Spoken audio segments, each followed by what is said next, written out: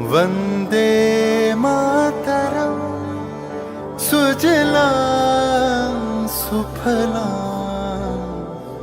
मलयज शीतलां सस्यश्यामलां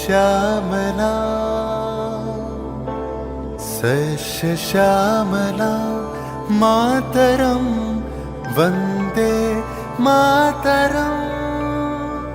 1908 সালের 11ই আগস্ট কিংসফোর্ডে বন্দে মাতরম বলার দোষে যে বালককে বেত মারার হুকুম দিলেন ব্রিটিশ সরকার, তারই পক্ষে দাঁড়িয়ে ক্ষুদিরাম বসু ও প্রফুল্ল চাকি সাহেবের ফিটন গাড়ি লক্ষ্য করে বোমা চালালেন মুজফ্ফরপুরে। সাহেব নিহত হলেন না, তবু নাবালক ক্ষুদিরামকে ফাঁসির হুকুম দেয়া হলো। জননী কুলহ তুলে বক্ষে শান্তনবাস দেহ তুলে চোখে কাঁদিছে তব চরণ তলে ৩০ কোটি নর নারী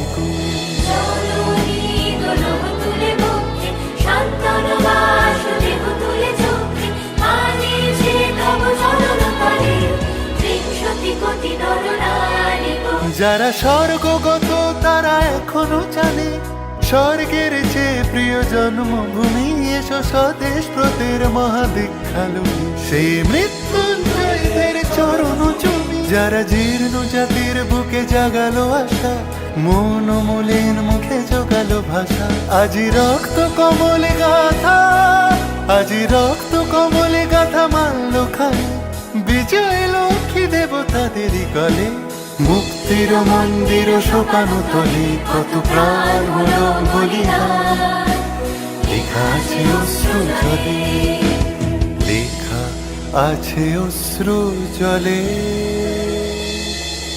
9 সেপ্টেম্বর 1915 ইংরেজদের সঙ্গে সম্মুখ সমরের স্বাধীনতা ছিনিয়ে নিতে অস্ত্র আনার পরিকল্পনা করেন যতীন্দ্রনাথ মুখোপাধ্যায়। বালেশ্বরে সঙ্গীদের নিয়ে জাহাজ থেকে সেই অস্ত্র নামাতে গেলে ইংরেজ বাহিনী তাঁদের ঘিরে ফেলে। বুড়িবালমের তীরে লড়াই বাঁধে বিরাট ইংরেজ বাহিনী বনাম বাঘা যতীন ও তার 4 সতীর্থদের। এককালে শুধু ভোজালি হাতে যিনি বাঘ মেরেছিলেন, সেই বীর সেদিন লুটিয়ে পড়লেন। আমি হাসি হাসি পড়ব ফাঁসি দেখবে ভারতবাসী ও মা হাসি হাসি পড়ব ফাঁসি দেখবে ভারতবাসী একবার বিদায় দে মা ঘুরে আসি। 18 এপ্রিল 1918 মাস্টারদা সূর্য সেন ও তাঁর 65 জন শিষ্য মিলে পরিকল্পনা করে চট্টগ্রামে ব্রিটিশ পুলিশের অস্ত্রাগার লুট করেন এবং তারপরে লুকিয়ে আশ্রয় নেন জালালাবাদ পাহাড়ে। এর 4 দিন পর ব্রিটিশ বাহিনী খুঁজে বার করে মাস্টারদা ও তাঁর সঙ্গীদের।